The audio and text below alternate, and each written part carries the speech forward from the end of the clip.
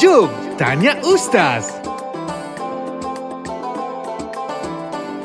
Assalamualaikum Ustaz, kami Inas. Waalaikumsalam. Kami nak tanya, kena nuzul Al-Quran disambut pada 17 Ramadan. Okey. Kena 17 Ramadan merupakan tarikh sambutan Nuzul Quran. Memang kita tahu bahawasanya pada 10 akhir Ramadan bila malam Lailatul Qadar memang turun Quran. Jadi hadis mengatakan turunnya 17 Ramadan tu ada hadis tapi agak lemah. Walau bagaimanapun kerajaan kita dah umum tarikhnya sebagai tarikh rasmi nak. Maka si salahlah untuk kita nyambut pada hari ya. Okey. Terima Tanya Ustaz dibawakan oleh World Best. Ustaz Haji Razali dah bersedia ke belum untuk soalan yang akan diajukan? Sedia insyaAllah. Okey, kena nuzul Al-Quran kita sambut pada 17 Ramadan. Sedangkan Al-Quran tu diturunkan pada malam-malam akhir Lailatul Qadar. So kena yang 17 Ramadan. Pecah perbincangan perbahasan tu. Kadang-kadang kita tu benda tu menyebabkan kita kena tanggal lebih dalam. Apa awalnya sebelumnya saya nak tanya apa maksud nuzul? Nuzul Al-Quran Nuzul. turun.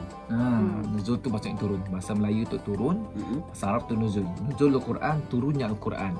Jadi secara umumnya kita tahu Al-Quran tu turunnya peringkat-peringkat.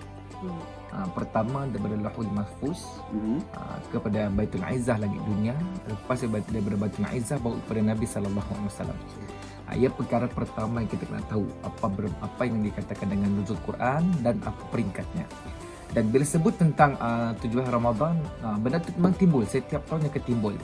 Orang sering membawa dalil daripada surah Al-Baqarah surah 85. Syahrul Ramadan alladzi unzila fil Quran hudan linnas. Pada bulan Ramadan diturun padanya Al-Quran sebagai menjelaskan petunjuk kebenaran kepada manusia. Antara dari lain Allah sebut juga dalam surah Al-Qadr ayat yang pertama, inna anzalnahu fi lailatul qadr. Dan pada malam yang diberkati itu Allah turunkan Al-Quran. Sama juga dalam surah Dukhan Allah sebut tentang bagaimana Allah sebut sesungguhnya kami telah menurunkan Al-Quran itu pada satu malam yang diberkati. Bila sebut malam diberkati itu memang malam Qadar. Cuma bila kita lihat dalil-dalil itu kena tangga kepada proses tadi. Which one yang dikatakan daripada Lauhul Mahfuz, yang which one juga yang dikatakan sebagai Baitul Izzah. Kata Ibnu Abbas radhiyallahu an, seorang sahabat Nabi sallallahu alaihi wasallam, jumlatan wahidan Al-Quran itu turun sekali pada malam Lailatul Qadar. Itu dikatakan turun pada Lailatul Qadar. Tetapi yang dikatakan turun pada Rasulullah sallallahu alaihi wasallam, sebagian ulama tu berpecah pandangan. Sebahagiannya macam Al-Mubarak Furi, Allahumma salli alaihi wasallam. Syaruk saya tu mengatakan turun pada 17. Dalam kitab-kitab Bidayah wa Nihayah oleh Imam Ibn Katsir mengatakan 17 juga. Mubarak Furi pada 21. Dan yang menyebabkan ulama tu berselisih adalah pada peringkat yang kedua.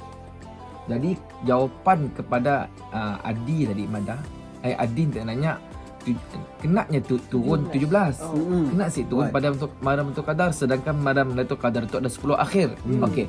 Jadi jawapannya adalah yang turun pada 10 akhir Ramadan tu adalah Quran sebiji ya.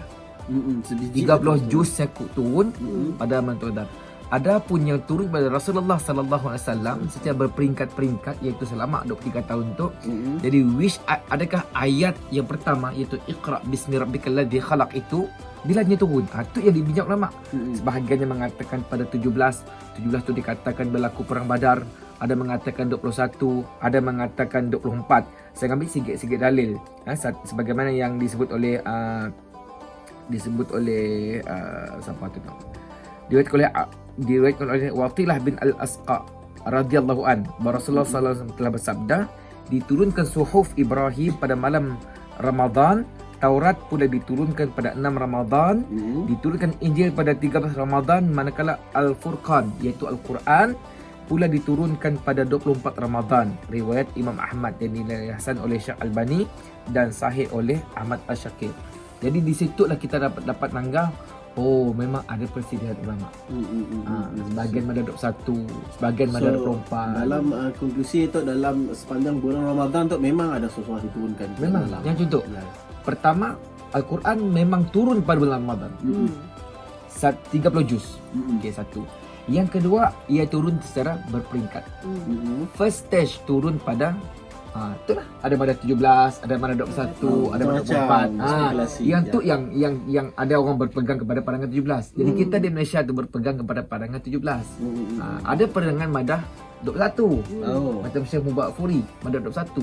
Ada yang madah pada 24, macam hadis yang saya baca tadi. Ya. Jadi apapun pandangan tu, kesimpulannya adalah pertama, nuzul Quran tu bukanlah perayaan. Maka statistik kisah yang turun bila pun. Jom tanya Ustaz. Dengarkan je Antap Breakfast setiap hari Kamis jam 9 pagi bersama Ustaz Haji Razali.